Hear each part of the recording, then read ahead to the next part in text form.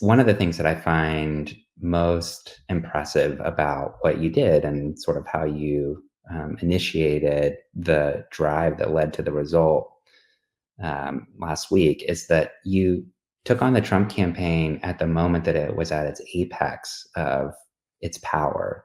Donald Trump had just won the presidential election. He was the president. He was in the business of silencing people and aggressively going after people who said anything remotely bad about him. And you alone started this lawsuit to push back on that, and turned out to be right on the law, and turned out to be right in terms of what was just and what was important for the country. So it's a remarkable achievement. Thank you so much, John. And you have no more excuses for silence. We are dealing with an epidemic of silence in this country where could any of you guys have imagined that we would be dealing with Donald Trump as a candidate once again for 2024 after he tried to overthrow American democracy? This is absolutely obscene. Now more than ever is the time for people to speak out.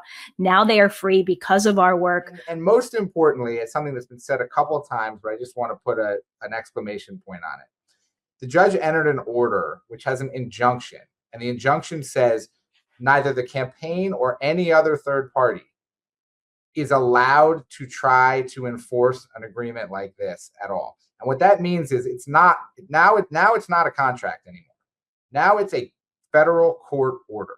And if anyone out there is listening to this that thinks they may be subject to one of these things, or is currently facing an enforcement action from Trump or the campaign or anyone associated with him, you need to know that that is not allowed. That is in violation of a court order. That is contempt of court. And you should feel free to reach out to any of the lawyers or Jessica on this call to discuss what your options are. But that is the key piece of this relief. There is a court that has said you may not try to enforce these things anymore, period. And that's a really powerful thing. And I just want Jessica's entire audience to know that if they take one thing away from this, it's that.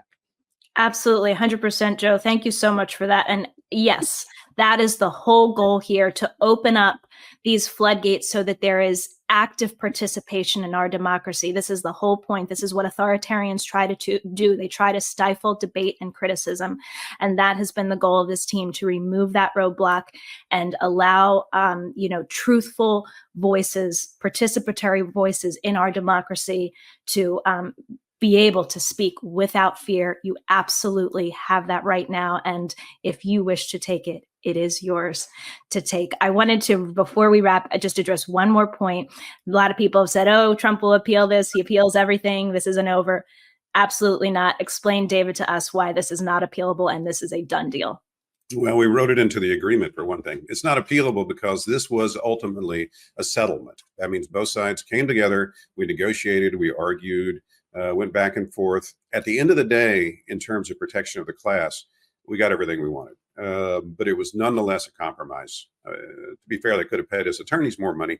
But in terms of protection of the class, 100% relief for them, as John has already put on the record very well. We got the injunction, we got the protection for the class. They're fully released from these things. As Joe said very well, everybody listening to this podcast should know that now, if you were a worker, if you were subject to one of these NDAs 2 weeks ago, you are not subject to them today. You can speak out, and I would encourage you to do so. But since it's an agreement, agreements can't be appealed. That means that no side can appeal it. We couldn't appeal it either, and the campaign can't appeal it. We are done. We are done.